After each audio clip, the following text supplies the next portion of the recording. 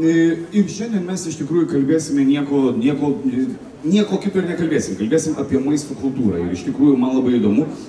Pirmas dalykas. Aš suprantu, kad šitą klausimą jau esi girdėjęs, bet kaip žmonės staiga nusprendžia, kad jie yra, ten gyvenimo būdo ekspertai, staiga taip nutiko, ar tu pats nusprendėjai, ar taip jau gyvenimas suklostė, kad tu staiga tapai maisto ekspertu? Greičiausiai taip gyvenimas suklostė. Gyvenimas pirmiausiai suklostė tai, kad teko daug keliauti po pasaulį ir pakankamai daug ragauti įvairių šalių maisto. O paskui taip išėjo, kad netyčia pabandęs parašyti apie maistą, pamačiau, kad žmonėms tai yra gal trigubai įdomiau negu visi kiti mano rašymai. Tai taip ir išėjo, nors tikrai aš nelaikau save geriausiai rašančių maisto srityje. Man atrodo, kad man kitus dalykus geriau sekasi rašyti, bet kažkaip taip išeina, kad rašymas apie maistą pasiekia visus. Todėl, kad su politika ne visi turi santykį, su ekonomika ne visi turi santykį, arba bent jau galvoja, kad neturi.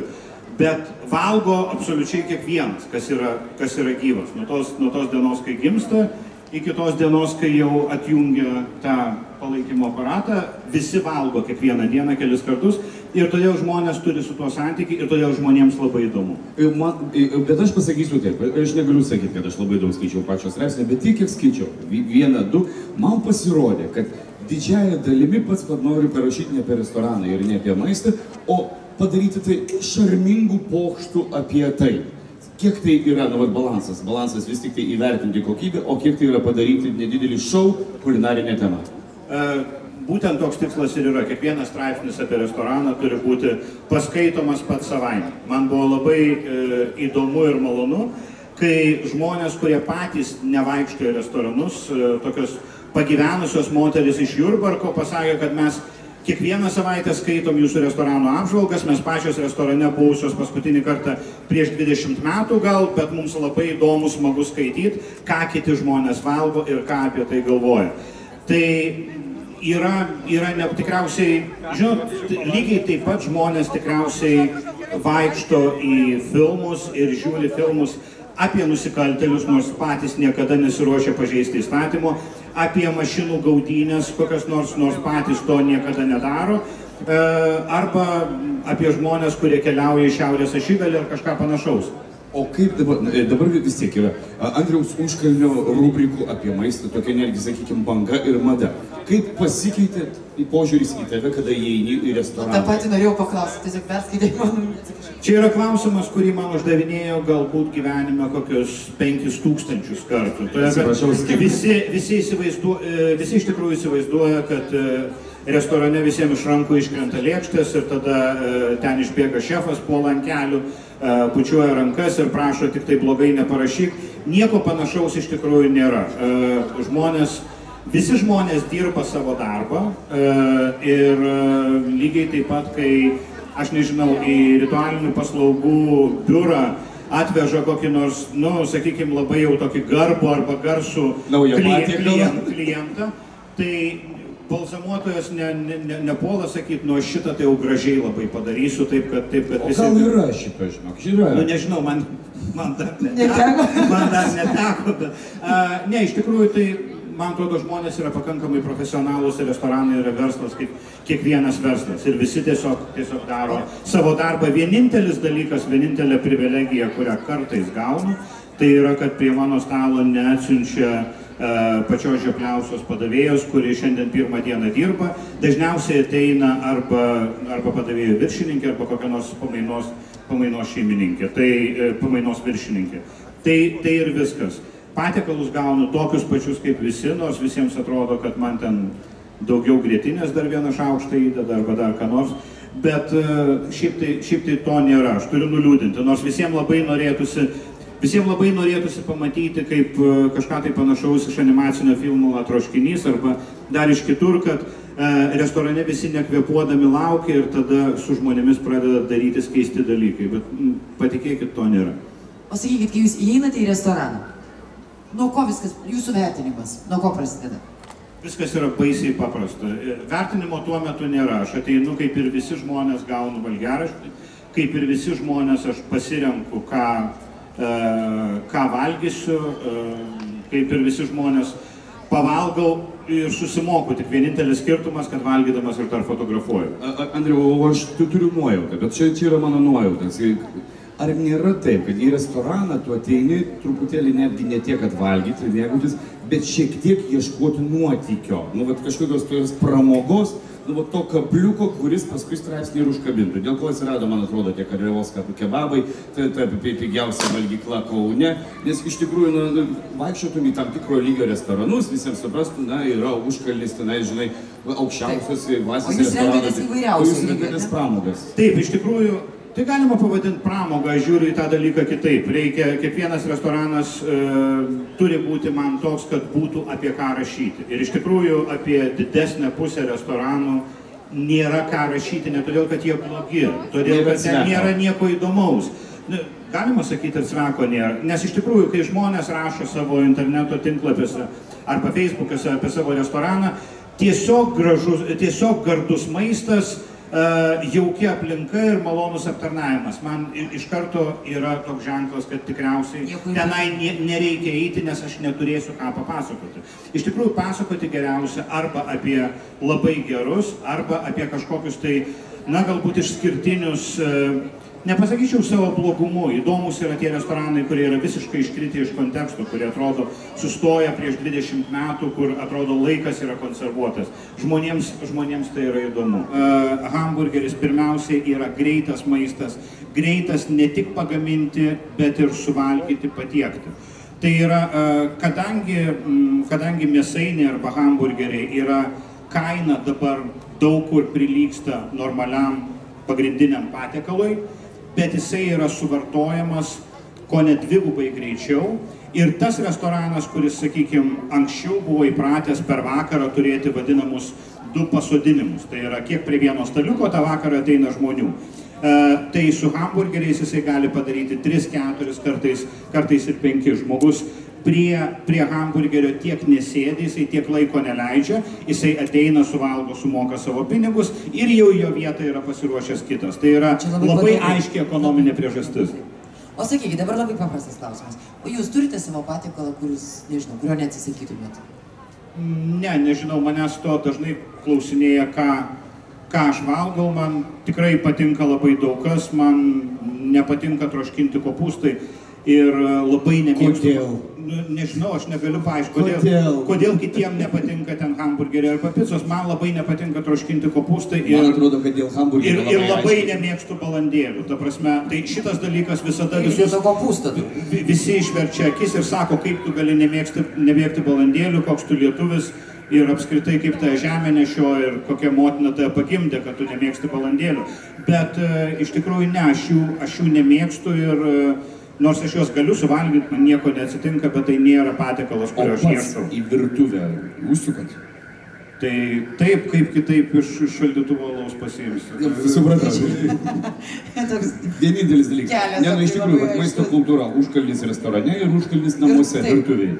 Aš namuose, man atrodo, kažkiek moku kai kurios dalykus pagaminti, kaip ir daugelis vidutinių Lietuvos vyrų. Aš nemanau, kad aš esu ar išskirtinis gamintojas, ar galėčiau kažką tai ypatingai nustebinti, bet lygiai kaip kino kritikai dažnai nėra patys pastatę ne vieno filmo arba jame nusifilmavę, taip ir aš. Todėl pakankamai atvirai sakau, kad virėjas, kepėjas esu ne joks. O sakykit, koks buvo? Ar yra patiekalas, kuris buvo toks kokį, kad prisimintumėt, ar savo neskanumu, ar savo beprotišku skanumu? Ar yra toks? Neskanumu, tai aš jau daug kartų esu pasakojęs apie tai, kaip Afrikoje aš valgiau laukinę žiurkę, nežinodamas, kai ten bus žiurkė, kadangi ten buvo meniu parašyta savanos mėsa ir mane ten atvežęs vairuotojas, su kuriuo aš valgiau, sakė, vietinis Ganoje, sakė, kad tai gali būti daug kas, sako, gali būti, kokia, pavyzdžiui, antilopė arba dar kas nors. Aš nežinojau to... Loterija tokia kažkokia, ką ištrauksi. Taip, ką užmušė, tą ir pakepė. Yra savanos mėsa. Jo, tai yra savanos mėsa ir savanoje be kitų dalykų gyvena laukinės žiurkės, jos nėra šiukšlynų patsukai, ta prasme, bet... Jis tiesiog Bet tai skanu nebuvo, aš nesuvalgiau iki galo ir ten vietiniai labai taip su užuojauta sakė, tai jums neskanu. Ne, aš sakau, man per aštru, per daug pipirų. Bet su dantukais, su uodegyte. Ne, buvo kažkokia tai išpjova, aš net nelabai noriu. Žiurkės išpjova. Bandau įsivaizduoti. Va, tai čia iš tokių patiekalų, kur tikriausiai nelabai norėčiau pakartoti. O iš dalykų, kurie visiškai nurauna stogą, tai aš sakyčiau, kad Japonijoje tokiai žuvų turguje jūrinė žuvis yra tokio šviežumo, kuris yra natūraliai čia pas mus Lietuvoje ar daugelį kitų šalių nepasiekiamas. Kadangi tą žuvį skiria nuo vandens, jūrinę žuvį kelios valandos ir štai jinai jau ten iš ryto tik pagauta ir tie restoranai dirba nuo 3-4 valandos ryto. Kai prasideda prekyba ir yra ten restoranėliai, tai grinai to žuvies neapsakoma šviežumas, jisai daro labai didelį įspūdį, šito dalyko nepamiršti. Bet tu jau minėjai, kad žiurkė yra paragauta ir aš suprantu, kad kuo giliau į tuos vandenys leidės, tuo, na, tas, kaip sakyt, na, neįnešys, azartas vis didėja. Mes matome įvairiausius iššūkių projektus, kur reikia valgyti tam tikrus dalykus, ten močiutės kramtytą, kokią nors mėsytą, apdorotą, termiškai vadinkim. Ir taip pasirodo yra kažkokios tai šalies yra nacionalinis patiekalas. Ar taip yra, kad su kiekviena diena tu leidi vis daugiau?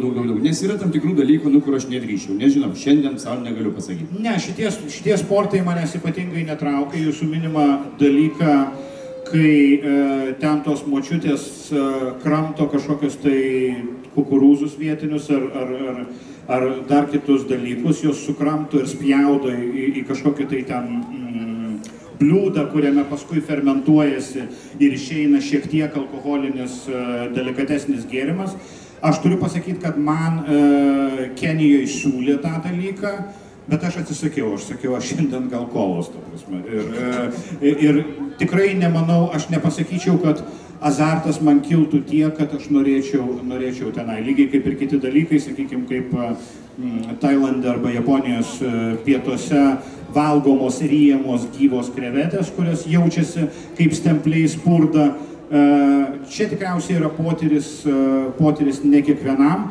Aš nežinau, galbūt dar praeis kokie 30 metų ir aš jau žinosiu, kad man taip maždaug ateina laikas keliauti į geresnę vietą, kur maitins kitais dalykais, tai tada gal prieš mirtį ir būtų toks noras, nors abejoju. Prieš mirtį jau taip? Nu, nebent jau jo, kad žinotum, nuo ko numirė. Į sceną limpa laikinasis vabzdžių restoranas. Dezinfa. Dezinfa. O, vabzdžiukai. Vabzdžiukai. Ar teko kada nors ragauti? Teko, aš tau pasakysiu, ką aš iš šitų dalykų valgiau. Restoranas Pestaurant dar kartą noriu papasakoti. Mažieji skrudinti skėriai, man atrodo, šitų neragavęs. Mėly žiūrovai, čia tikrai jie yra. Čia tikrai yra. Įdomiai, labai įdomiai. Labai lengvučiai ir tokie, primenu šiek tiek bulvinius traškučius, bet tokius... Prasidėjo eksperto darbas, girdit, jau ekspertas įsijungė. Aha. Kokosiniai vabzdžiai šokolade, čia tokie, bet juos reikia ilgai laižyti, kol prisikasi iki vabzdžio. Čia yra čiuk. Jo, tai su šitais pažįstamas didžiojo milčiaus lervos su meksikietiškais prieskoniais. Tai čia aštrus tokie biškeliai bus. Taip. Na, aš tik tai išvardinsiu meniu, prieš tai negu Andrius įsirinks kitą. Svirpliai su kario prieskoniais, didžiojo milčiaus lervos su meksikietiškais prieskoniais, svirpliai su actu ir druska, didžiojo milčiaus lervos su barbekiu prieskoniais, skrudintos didžiojo milčiaus lervos, kokosiniai vabzdžiai šokolade, didžiosios vandens blakės. Blakės kažkaip tai neragavau ir nenoriu. O kaip čia reikia, blakės? Kaip saulėgraža. Jinai atrodo kaip labai didelė saulėgraža, bet, na, kažkaip jinai man labai panašiai. Kojos, akis, žinokit, viskas yra. Jo, kojos, akis ir ausytės kažkaip nelabai. Jūs gal norite? Aš dabar neįsivaizduoju, kad jeigu aš dabar valgyčiau kaip saulėgraža, aš vis tada susigrūdu, pakramtau ir paskui darau. Aš dar svirplio vieną paragauju. Dar svirplio. Dar yra didieji skrūdinti skėriai, mūsų ypatingi. Na, šitie didėjai. Čia iš tikrųjų, taip, Andriaus mėgstamiausias patiekalas. Nuostabu. Andriu, aš Skanu? žinok, lenkiu galvą. Tikrai lenkiu galvą prieš tave. Aš žiūriu į visą tai ir man plaukai yra Žinai, aš piestos. paragausiu. Aš tai pasakysiu. Šitos? Šitos, jo, čia Skanu? aštresni. Gerai, neblogai. Taip. Fotografai Aš tik truputėlį noriu pasakyti, žiaukčioja. kad lygiai jo žiaukščioje, ne? Tai gali ir jie pasivaikščioti. Maistelis toks, žiūrint filmą kokį atsisėdinti. Žinot, kai į lietuviško maisto restoraną ateina užsieniečiai ir jiem pasiūlo kiaulių ausų, Cepelinų. cepelinų ne, bet kai Kiaulių. pasiūlo kiaulių ausų, tai jų veiduose būna tokios pat išraiškos, kaip čia kai kurių stebinčių. Kraujiniai vėdarai. Juka. Vėdarai dar nieko, ta prasme, vėdarų variantų yra ir kitose šalise, bet būtent, kad būtų kiaulės ausis ir kad iš jos sukarpimo matytųsi, kad čia yra kriuksės, reiškia, dalis tokia ir ją valgyti daugeliui užsieniečių, kiek man teko matyti, tai jie šitą žiūri kaip į lietuviškos virtuvės tikrą jau tokį ekstremą, kurio gerai, jie gali šalia sėdėti ir taip iš padilbų žiūrėti, kaip kitas žmogus bando, bet patys dažniausiai nepabando. Cepelinus pabando, vėdarus pabando, bet kiaulės ausų ne. Dar vienas, dabar jau tiesiog įdomumas kilo žiūrint į šitos patikalus. Aš įsivaizduoju, na kiek man reikia kiaulės ausų suvalgyti prie alaus, kad aš, netgi kad pavalgyčiau. Paim, užsisakei kiaulės ausį ir visą suvalgyti. Užsienio restoranuose, kiek reikia paimti tų skrudinto didžiojo milčiaus lervų su meksikietiškais prieskoniais, kad tu jaustumeis pavalgęs? Nu, tikriausiai nemažai, bet aš nemanau, kad juos kas nors naudoja pasisotinimui. Tai yra, man atrodo, toksai egzotinis dalykas, kuris pakankamai yra mėgstamas turistų, atvažiavusių. Ir čia mes kalbam lygiai tą patį, kai mes kalbėjome apie maisto kultūrą, apie restorano išskirtinumą. Kai restoranas nieko daugiau kito apie save ypatingo negali pasakyti, jisai gali, pavyzdžiui, pasakyti, kad pas jį yra didžiausias lervų ir skėrių pasirinkimas. Žmonės ateina, daugelis ateina tik dėl to, kad pasižiūrėti, kiti įkala 5 alaus ir jau tada prasideda bandymas, jo maždaug, ar aš neparagausiu. Paragausiu. Aš galiu garantuoti, kad Kaune yra daugybė ypatingai vakarinių restoranų, kur yra tikrai daug lervų. Tikrai. Jūs sakote, aš jumis patikėsiu gerai. Kągi, mėlyjei, aš labai dėkoju jums, gerbiamam Andriui Užkalniui. Plojimai jam, padėkokite ir jūs. Ačiū labai.